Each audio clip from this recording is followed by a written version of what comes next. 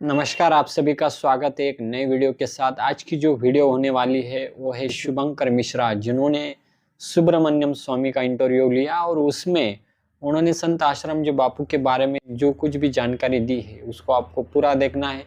और इसमें मैंने पर्सनली बहुत सारा रिसर्च किया है जो कि हर व्यक्ति को जानना बहुत ज़रूरी है। क्यों जानना ज़रूरी है फिलहाल तो मैं आगे आपको बताऊंगा।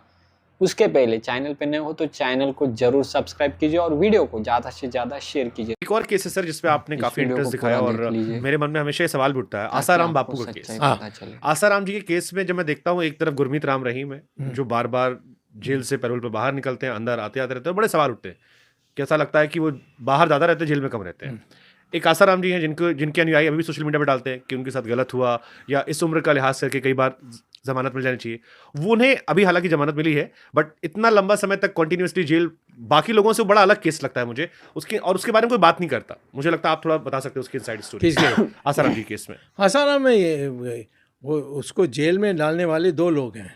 एक है नरेंद्र मोदी, दूसरा है अमित शाह। ये तीनों गुजराती हैं। हाँ। तो यानी गुजराती माने जहाँ तक आसाराम बापू हैं वो गुजरात में ही सारा उसका काम होता था। और ये दोनों का कुछ मामला हो गया था तो इन्होंने ये सब बनाया। 2006 और 7 का दौर था और इसी के बीच में गुजरात के सीएम नरेंद्र मोदी ने आदेश दिए थे कि रास्ते के किनारे जो भी मंदिर आए उनको तोड़वा दो। अब जो मंदिर थे वो कई प्राण प्रतिष्ठा वाले थे और कई लोगों ने कई सालों से उन मंदिरों में सेवा की थी, इसलिए हिंदू में जन आक्रोश बढ़ गया और यही जन आक्रोश रास्ते पर दिखाई दिया। और इसी के बीच में पूज्य आश्रम बापू ने एक बयान दे दिया अपने सत्संगों द्वारा कि मोदी में दम है तो मस्जिद और चर्च गिरा कर दिखाओ। और ये बयान जैसे ही सबको सुनने को मिला तो एक जन आक्रोश बढ़ गया, क्योंकि इनके फॉलोवर्स बहुत ज़्यादा थे। और प्रवीण तोगड़िया जो कि एक धार्मिक प्रवृत्ति के विचारधारा के व्यक्ति है, तो उन्होंने भी मोदी का बहुत सारा विरोध किया और इसी के विरोध के सपोर्ट में आश्रम जी बापू जी के पूरे समर्थक वहां उतरे थे। और यही विरोध प्रदर्शन देखकर मोदी शांत हो गया और वहां से ही कहीं ना कहीं मोदी आश्रम जी बापू जी के खिलाफ हो गए। और दरअसल बहुत सारी घटनाओं का जिक्र होता है। ये तो घटना 2006 और 7 की है और उसी घटना के बाद 2008 में एक संदेश अखबार जो कि गुजरात में छपता है और वो जो अखबार है वो पूज्य आश्रम बापू के लिए कई सारी गलत चीज़ों का बयान देता है। तो इसी चिंता को लेकर, इसी अखबार को लेकर जो समर्थक है वो अहमदाबाद में ही शांतिपूर्वक संकीर्तन यात्रा निकालते हैं और विज्ञापन देने के लिए, कलेक्टर को विज्ञापन देने के लिए कि यह अखबार जो है वो गलत चीज़ों को छाप रहा है, इसको आप बंद कीजिए।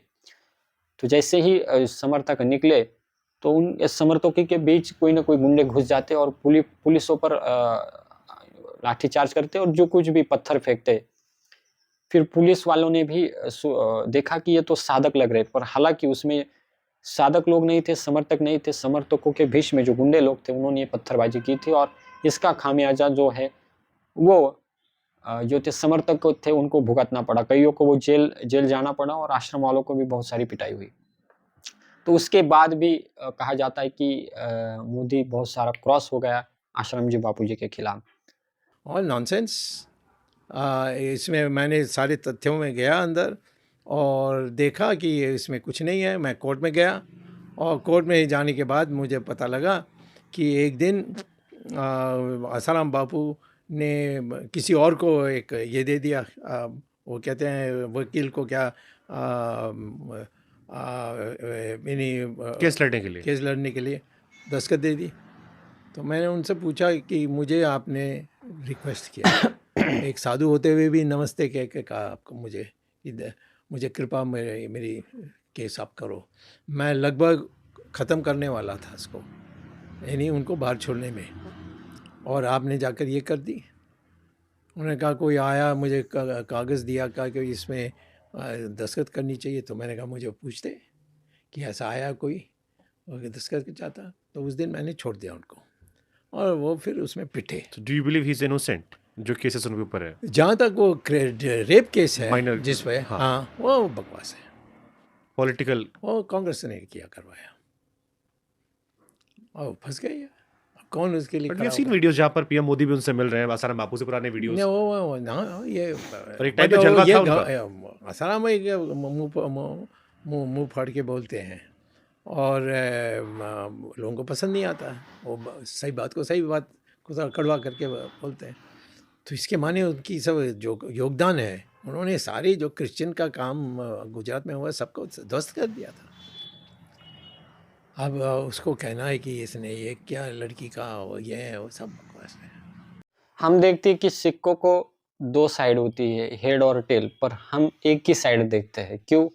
हम सिर्फ मीडिया देखते हैं और दूसरी साइड हमें पता नहीं होती। यही साइड मैंने आप तक लाने की कोशिश की है और जो कोशिश में मेरे बहुत सारे घंटे भी चले गए। तो इसलिए इस वीडियो को आप ज़्यादा से ज़्यादा शेयर कीजिए और सच्चाई जो है मैं आप तक पूरी पहुंचाने का और प्रयास करूंगा एक नए वीडियो के साथ। इसी टॉपिक पे एक नए वीडियो के साथ मैं आपके सामने पेश होऊंगा। अभी तक के लिए इतना ही, मिलते हैं अगली वीडियो में। जय हिंद, जय भारत।